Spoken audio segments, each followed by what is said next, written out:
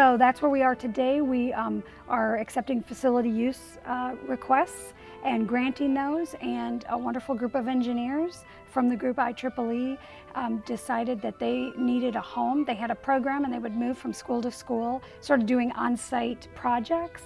And this way kids can do field trips and come here, work on science projects, get excited about engineering and science. It's a win for them, for the organization, they can expand, and it's a win for our kids, getting them excited about science. And we wanted to go deeper. So we figured if we could maybe find somewhere where we could set up and have the schools come to us. And we don't get all the interruptions we were getting before. You get announcements over the PA and all sorts of stuff. It was amazing how much time you could lose. Now we're in control. We never tell the kids what to do. The kid has to work it out. We just guide them, and you guide by asking questions.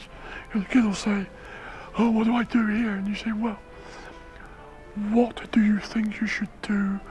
What did we teach you about this thing?" Then you start to see the wheels turning. You can interact with the kids more, get more feedback, and it's altogether much better.